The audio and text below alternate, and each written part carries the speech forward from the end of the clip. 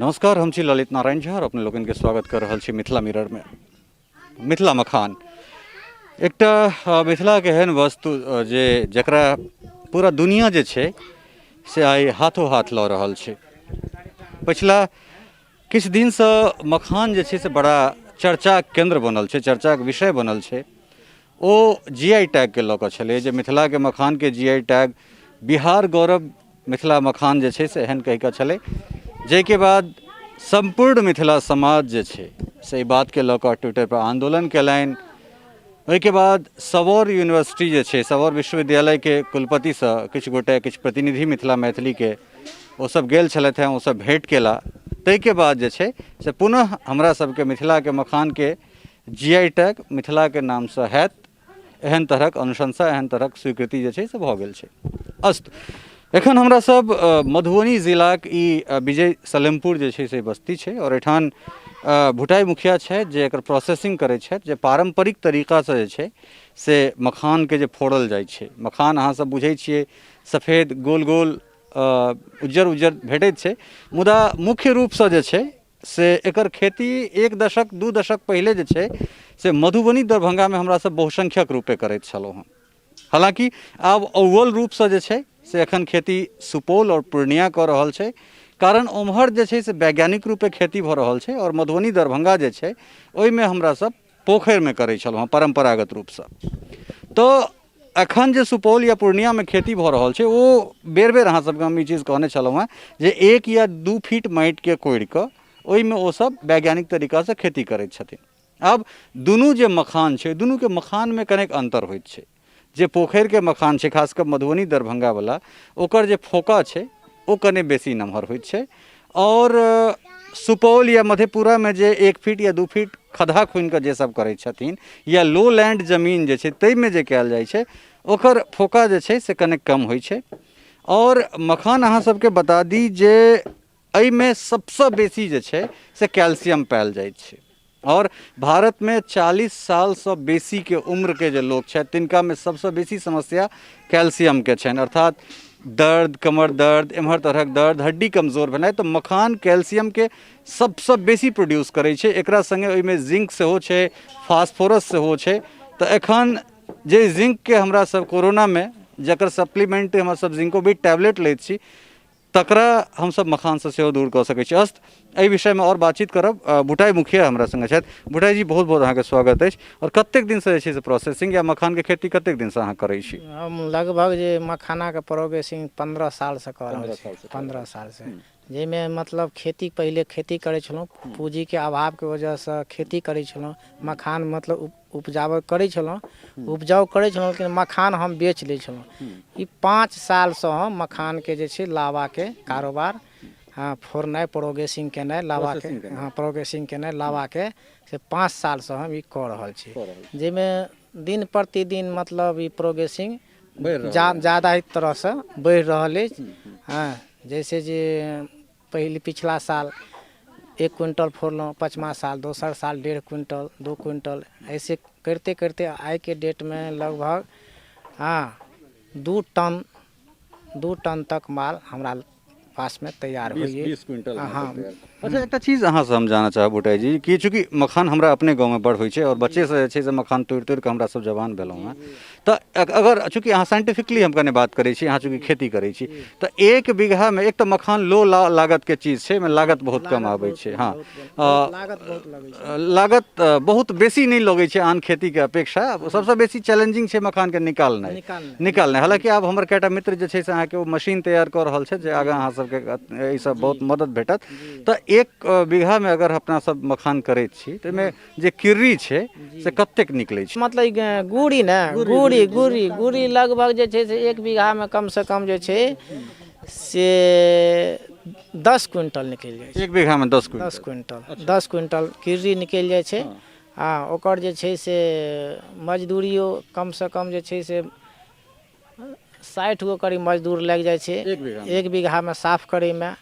लगभग 50 टा मजदूर लागि जाइ छै अहाँके ओकरा रोपै जे छै, रोपनी करै छै ताहिमे 50 टा लागि जाइ छै।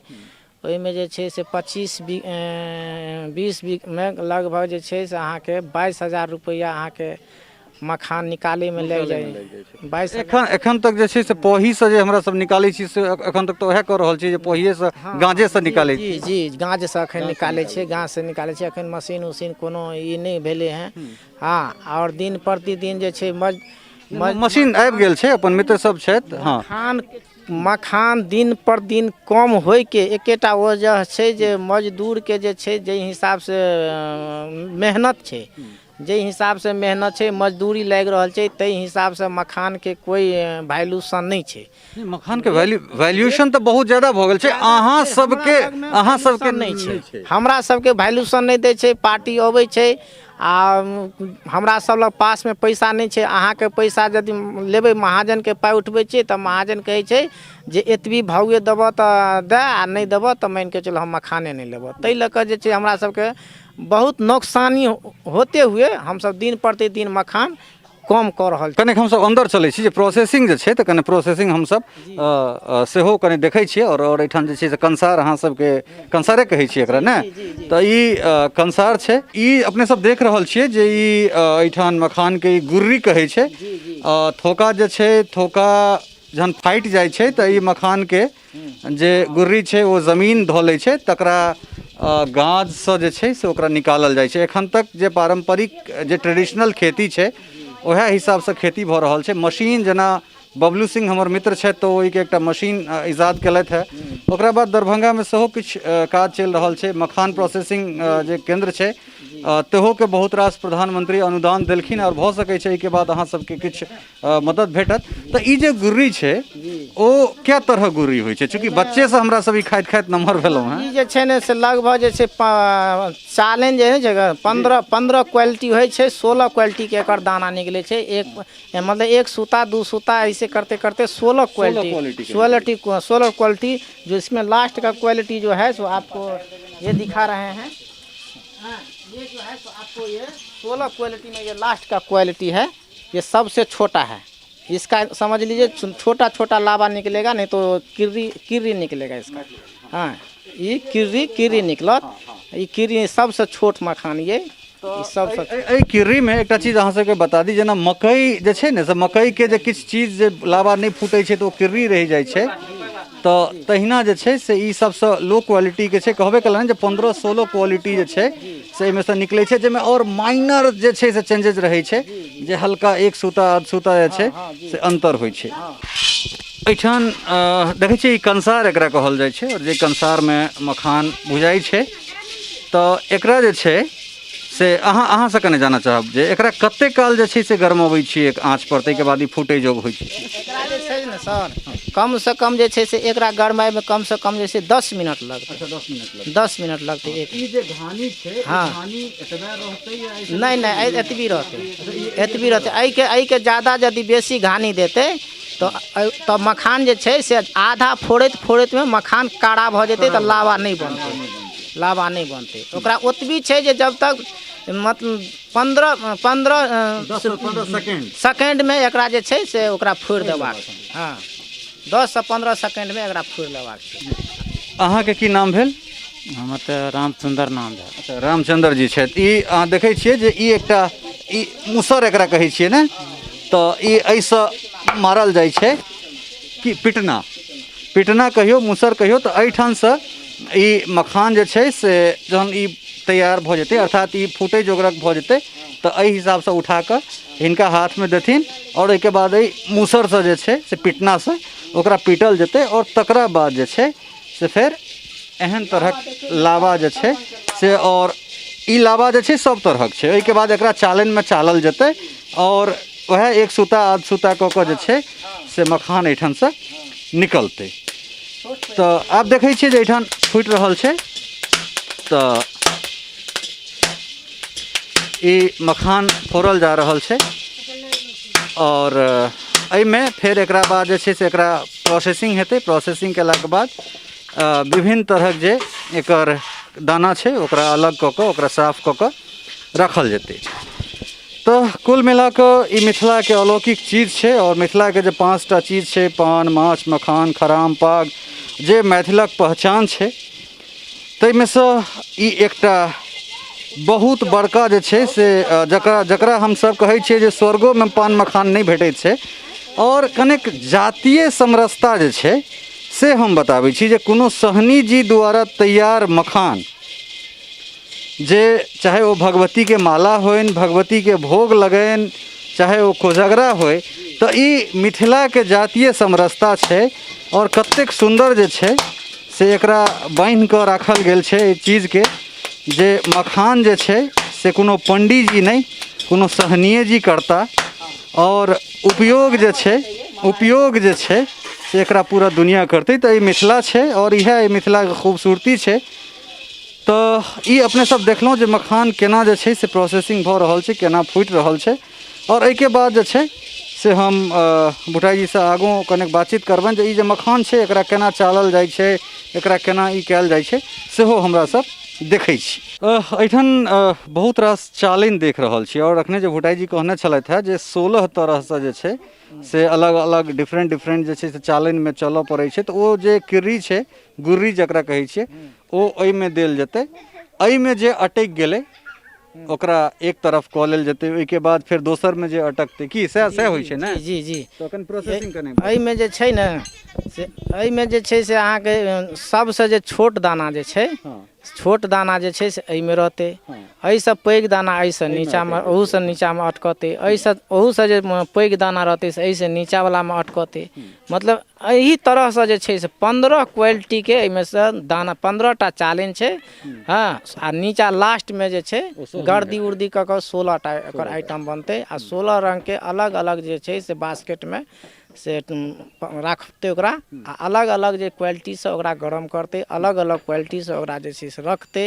और अलग अलग क्वालिटीसँ ओकरा जे छै से बारी बारीसँ आनि आनिके ओकरा गरम कऽ कऽ के प्रति 150 ग्राम, हाँ, एक बेरमे प्रति 150 ग्राम कऽ कऽ ओकरा उलायल जेतै। आ तकर बाद जे छै से ओकरा फाड़ल छै। आइ जे गुड़ीके जे सुखाय लए देतै आ सुखाके आ ओकरा जे 16 क्वालिटी बनेतै तऽ ओकरा जे छै से उलाके आइ राखि देतै।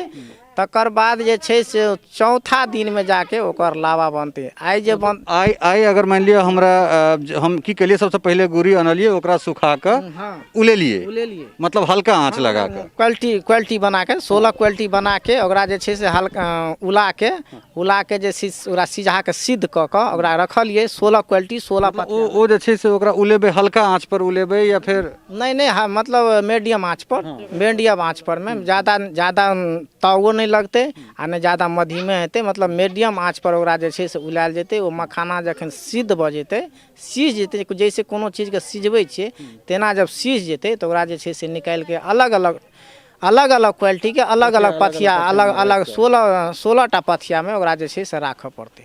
आ राखि करके ओकरा जे छै से बोरासँ झाँपिके राखि देतै। आइ जे मखानके झाँपतै ताहि मखानके 4म दिना ओकर लावा निकलतै। फिर 4म दिन ओकरा उलाउ, फिर उला कऽ फेरसँ ओकरा प्रति 150 ग्रामके दऽ कऽ ओकरा जे छै से फेर ओकरा उलाके आ ओकरा जे छै से गरम भऽ जाइ छै से देखबे केलिए। जखन गरम भऽ जाइ छै तऽ ओकरा फोड़ल जेतै तऽ ओ लावा निकलतै। जे गुड़ीके आइ हेतै से 4म दिनमे, आ जे 4म दिन हेतै ओकर 5म दिन, आ जे 5म दिन हेतै ओकर 6म दिन। मतलब 4 दिन के पीछा अंतराल राखऽ पड़ै छै। जे गुड़ी के आइ देलियै तकरा 4म दिन हेतै, 5म दिन, मतलब 4 दिन के अंतराल में ओ लावा जी। अच्छा, एकटा चीज कहू जे एखन जे लावा तैयार अहाँ सबके भेटैया तऽ सबसँ नीक क्वालिटी जे छै तकर अहाँ सब कोन हिसाबसँ बेचै छियै? रिटेल के दाम से कहू और थोक में जे बेचै छियै तकर दाम से कहू। अखन जे छै सबसँ हाई फाई क्वालिटी के जे लावा बनै छै से अखन अहाँके जे छै से 750 किलो में जा रहल छै। हाँ, से हाई फाई के लावा, हाँ, जकरा कहै छियै अहाँ 7.5 किलो बोरा, हाँ, 7.5 किलो बोरा, 8 किलो बोरा, हाँ, ओकर जे छै से अहाँके 750 के भाव। ओहि मखानके की होइ छै तऽ पैघ दाना जे होइ छै से मजदूर लगा के बीछऽ पड़ै छै। एक दाना कऽ कऽ तऽ 2 मजदूर 1 बोरा मखान एक दिन में बेचतै। 2 मजदूर 1 बोरा, तऽ ओकर जे छै से 2 दूना 400 टका तऽ ओ 1 बोरा पर पड़ि जाइ छै। ओ बिछैके मजदूर लऽ लै छै तऽ ओकर जे छै से क्वालिटी अहाँके बढ़ि जाइ छै। जतेक क्वालिटी नीचाँ बनेबै तकर मार्केट जे छै से ओहि हिसाबसँ से ओकर भाव नीचे चलि जाइ छै। जे हाई क्वालिटीके मखान लेलकै तकरा हाई फाइमे लागि गेलै। जेकर मानि कऽ चलू जेकर सबसे दाना छोट लेलकै ओकर मतलब छोट रकममे आयल जेतै। तऽ ओहिना कऽ के जे छै ने से पैघसँ पैघ रकम 750 एखन चलि रहल छै आ छोटसँ छोट मतलब 500 400 हाँ मार्केट के हिसाब से जेहन जेहन रहले बिल्कुल मखान बिल्कुल। रहलै तेहन मार्केट। एहिके बाद चलिए हमसब कनि एकटा प्रोसेसिंग और सफाई के मशीन अहाँ जे छै से कहै छलहुँ हेँ, तऽ ओहि मशीन के सेहो हमरा सब देखिए। तऽ जेना एहिठाम मखान जे छै से लावा फुटि गेलै, तऽ लावा फुटला के बाद फेर एकर की काज छै एकर जे एहिमे? छै से एकर छै प्रोग्रेसिंग जे ई मशीन भेलै, ई मशीन भेलै, एहिमे जे छै से हमसब ई लावा देखियौ एहिमे दऽ कऽ एहि मशीनमे दऽ कऽ आ जनरेटर सामनेमे राखल अइ।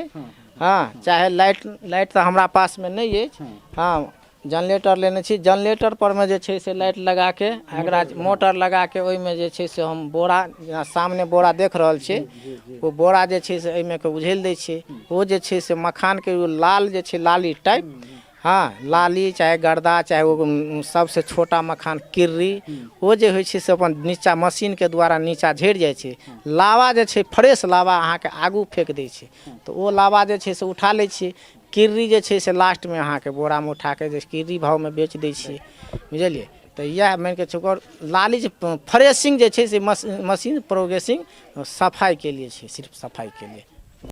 ई एखन अपने सब देख रहल छियै जे मखान एहि मशीनमे देल जा रहल छै, और नीचासँ हम राजीव जीके कहबनि जे कने नीचाँ देखाबथि जे एहिठाम ई ओहि मखानके जे लाली छै, ओ लाली जे छै से एकरा साफ कयल जा रहल छै, और एहिठाम पूरा फ्रेश जे छै से मखान एहिठामसँ निकलि कऽ आबि रहल छै। तऽ अहाँ देख सकै छियै जे एक बोरा मखान एहिमे देल गेलैए, और एहिके बाद जे छै से एहिमे सँ एकर जे मखानके जे प्रोसेसिंग छै अर्थात साफ करैके से देखियौ तऽ ई एक बोरा मखान अर्थात 10 से 12 किलो मखान जे छै से एहिठाम तैयार छै। एकर जे सफाई छै से भऽ गेलै। एक बेर हम भुटाई जीसँ कहबनि कि कनि एक बेर अहाँ एम्हर आबी, और तकरा बाद जे छै से हमसब बात करै छी हिनकासँ। अच्छा तऽ एहिमे भुटाई जी कतेक जे छै से कतेक किलो मखान? हमरा हिसाबसँ 7 से 10 किलो मखान हेतै एहि बोरामे। नहीं एहिमे 12 किलो। 12 किलो जी पहिले जे छै से अपना सब जूट वाला बोरा में रखै छलियै, चीनी वाला बोरा में, लेकिन अब एहिमे जा लगलै ने। जी एहिमे मतलब बोरा जे छै ने जूट वाला बोरा जे छै से ओहिमे मखान खराब होइ छै। एहिमे जे छै ने से पानी सीलन तिलन लागि जाइ छलै, आ बोरामे जे छै पानि तानिके बड़ दिक्कत। एहिमे जे छै ने से प्लास्टिक जे छै ने नॉमिनेशन पन्नी छै, नॉमिनेट कयल छै पन्नीमे, ताहि लऽ कऽ जे छै आ सस्ता पड़ै छै। ओ ज्वाइंट बोरा जे छै से एखन जे छै प्रति 80 रुपैआ एकटा बोराके कीमत छै। एकर जे छै से एखन जे छै से 20 रुपैआ पड़ै छै। 20 रुपैआ पड़ै छै। हाँ तऽ 60 रुपैआके फर्क छै। ताहि लऽ कऽ जे छै सस्ता दुआरे लोक जे छै से पन्नी ज़्यादा यूज करऽ लगलै हँ। आ ज्वाइंट बोरा जे छै से महग जी जूट वाला बोरा जे छै से महग पड़ै छै, और ये प्लास्टिक जे छै चूँकि ऊपरमे ई लेमिनेटेड छै, तऽ एहिमे जे छै से हवा नहि लगतै, पानि नहि पड़तै, तऽ मॉइस्चराइजिंग जे छै ने से मॉइस्चर नहि धरतै, तऽ ओकर जे लाइफ छै ओ बढ़ि जेतै। तऽ कुल मिला कऽ ई देख सकै छियै जे एहिमे बहुत तरहक साइज छै, और हर साइजके जेना कहने छलथि हेँ जे सबसँ बड़का साइज जे छै तऽ ओ एना कऽ बीछऽ पड़ै छै, जाहिमे कहलथि हेँ जे एहि हिसाबसँ ओ बीछ कऽ तखन ओकरा अथी कऽ कऽ 8 किलोके 7 किलोके, जेना अपना सब सोचै छियै कोजगरामे कहल जाइ छै जे कए किलो मखान आयत, कए बोरा मखान आयत, तऽ ओहिमे डिपेंड करै छै जे जेहन नमहर फोका रहतै तऽ तेहन जे छै से हाँ तो ओतेक कम जे छै से ओहि बोरामे कम अटतै। मतलब ई एकटा उल्टा छै जे दोसर चीजमे की होइ छै तऽ बोरामे बेसी अँटै छै तऽ चीज बेसी होइ छै, लेकिन एहिमे जे जतेक हल्का रहतै, जे जतेक नीक क्वालिटी रहतै, ओ ओतेक कममे जे छै से ओहि बोरामे अटतै। तऽ कुल मिला कऽ ई छल अपन सबके मखान। हमरा पाछाँ ई बड़का बड़का चालिन देखैत हेबै जकरा झल्ला कहल जाइ छै, ई बहुत रास छै। तऽ एहिमे भुटाई जी ई जे छै से एहिठाम 5-6 टा देखै छी झल्ला एकरा कहै छियै, चालिन ओना सहज भाषामे। तऽ एहिमे मखान साफ केलाके बाद जे छै से एकरा एहिमे जे छै से ई 6 सूताके मखान, ई एहिसँ जे एहिमे जे मखान रुकि जेतै ओ अहाँके हाई क्वालिटीके मखान, टॉपके मखानके क्वालिटी होलै। सेकेंड क्वालिटी हाँ 5 सूता छै। हाँ एहिमे जे छै एहिमे से जे गिर पड़तै से एहिमे जाकऽ अटकि जेतै, ओ 5 सूता भऽ गेल। आ ओहिसँ जे औतै तऽ 4 सूतामे एहिमे से जे अटकि जेतै, एहिमे से जे गिर पड़तै से ओहि 5 में जाकर अटक जेतै। चारि में चारि तो चारि में अथी के जी जेतै आ ओहिसँ जे गिर पड़तै तऽ ओकर बाद जे छै से किर्री भेलै किर्री भऽ गेलै जेकर थर्ड क्लास के भेलै मतलब थर्ड क्लास छोट जे छै से सबसँ ओ छोट मही दाना वाला ओकरा जे छै से हमसब 60 रुपये 70 रुपये किलो में प्रति किलो में बेच दै छियै ओ गाँव के हाँ अनजान आदमी सब जे छै से मतलब भूज के खेलक हाँ तो ई सब मही सबसे मही दाना जी हाँ से 70-80 रुपया में ई किलो बेच दै मतलब छियै जे सबसँ लास्ट वाला हाँ जी जी जी छोटका दाना जे होइ छै तकरा जे छै से 70-80 रुपये किलो बेच दै छियै और सरकार से की अपेक्षा है सरकार से की मदद भेट रहल है एखन तक और की कहऽ चाहबै सरकार सरकारसँ अखन हमरा सबके कोनो मदद नहीं अछि कुछ नहीं हमसब अपना 2 पैसा लगा करके मालिक मुख्तारसँ कर्जा लऽ के हमसब 5% कर्जा लऽ कऽ हमसब जे खेती कऽ रहल छी सरकारसँ अखन तक हमरा सबके कोनो मदद नहीं भेटल है किछु समय पहिले जे छलै से नावो तावो भेटै छलै आब तऽ नावो सब सरकार सबटा बंद कऽ देलकै सिक्योरिटी सब जे छै से ओकरा सब कोनो मतलब लोनो तौनो जे होइ छै से हमरा नाम पर चोरा के लोन उठा के खा लै छै लेकिन हमरा सबके जे खेती करै छै तऽ कहतै सरकार कुछ देबे नहीं करै छै तऽ हमरा सब नहीं दै छै तऽ मालिकसँ जे छै 5% कर्जा उठा के हमसब खेती कऽ रहल छी ओहिमे हमरा सबके रहबो करैया दहाइयो जाइया लेकिन सिक्योरिटी के कोनो ई नहीं छै जे मतलब अब दहा गेलै कि चाहे सरकार के दहा गेलै तऽ मतलब ओकरा छूट कऽ दिए हमरा सबके अखन तक ने 1 पैसा छूट केलक हैं आ ने मान के चलू हमरा सब कोनो तरह के सरकार के कुछ मदद भेटल है जी एहि चीज के हम जिलाधिकारी से जे छै सब निश्चित रूप से बातचीत करबनि जहिना ओ सब लगातार मिथिला पेंटिंग पर काज केलथि तहिना आब जरूरी छै जे मखान पर सेहो काज होय और हमरा जनतबे जे अपना मखान पर जे छै से कम मैथिली भाषा में ई पहिल जे छै से इन डेप्थ जे छै से जाकर रिपोर्टिंग छै और उम्मीद करै छी जे आइ के बाद बहुत रास मीडिया सेहो भुटाई जी लग औतनि और बहुत रास लोक सेहो जे छै से नहीं सिर्फ भुटाई लग एहि के अलावे जे और एहन विधा में जे अपन मैथिल काज कऽ रहल छथि ओहि तमाम तरहक लोक लग जे छै से अहिना मीडिया पहुँचतै लोक पहुँचतथि और एहि चीज के जे छै से वैश्विक स्तर पर एतेक बेसी मांग छै हम एकटा छोट सन एहिठाम बात अहाँके कहऽ चाहब सूचना भवन के बाहर नीचा में जे छै से ड्राई फ्रूट्स एगोटा बेचै छथि एकटा व्यवसायी छथि जे बेचैत छथि हमरा ऑफिस के नीचा में तो एक दिन हम देखलिए जे मखान वो बेचे छला है तो हम पूछलिए जे कैसे दे रहे हैं तो हमरा कहलथि सर ये मखाना है हम 1500 रुपये किलो बेचते हैं ये बहुत अच्छी चीज़ है तो हमरा हंसी लागल तो पूछलथि जे क्यों हंस रहे हैं आप हम कहलिए जतऽ ई उपजायल जाइ छै ओ हमही सब उपजाबै छी तऽ तेँ ई हमरा नहीं अहाँ बताउ जे ई की छै एकर गुण की छै तो एखन तक अपना सब जे छै से अपना सब जे चीज के संस्कार में बुझै छियै जकरा अपना सब अपन व्यवहार में अपन विध में बुझै छियै ओ वैज्ञानिक दृष्टि जे छै से एतेक बेसी अहाँके या फिर मेडिकली टर्म में अगर ओकरा बात करी तो एतेक गुणकारी छै जे हड्डी कमजोर भेनाइ अगर अहाँ मखान के सेवन करै छी तऽ अहाँके हड्डी मजबूत भऽ जायत अर्थात अहाँके जे छै से कैल्शियम के टैबलेट नहीं लेबऽ पड़त जिंक होय सल्फर होय फास्फोरस होय ई तमाम चीज तक बृहत मात्रा में एहिमे पायल जाइ छै और बिल्कुल डायबिटीज में बहुत बेसी काज करै छै और न्यूट्रिएंट्स के जहाँ तक बात छै तऽ न्यूट्रिशन वाला जे 5टा कोनो वस्तु छै ताहिमे सबसँ अव्वल सबसँ टॉप पर अगर कोनो चीज छै तो न्यूट्रिशन में 1 नंबर पर अहाँ के मखान है तो हमरा कोनो बीमारियो नहीं बिल्कुल कोनो तरह के चीज में मखान में जे छै कि कोनो तरह के बीमारी नहीं छै ओइमे कोनो खाद बीज ई सब को कोनो ज्यादा उत्पादन नहीं होइ छै एकरा जे छै से 100% जे छै से ऑर्गेनिक छै 100% शुद्धता अगर कोनो चीज में नहीं छै लेकिन ई जे छै एहिमे 100% शुद्धता छै तकर गारंटी तऽ एकटा मैथिल के नाते जे छै या फिर एकटा एहन व्यक्ति जकरा गाँव में मखान के खेती बहुत बेसी होइ छै या जे स्वयं के मखान के जानकार बुझै छै तकरा हिसाब से तो हम दऽ सकै छी सहयोगी राजीव चौधरी के संग ललित नारायण झा मिथिला मिरर सलेमपुर मधुबनी।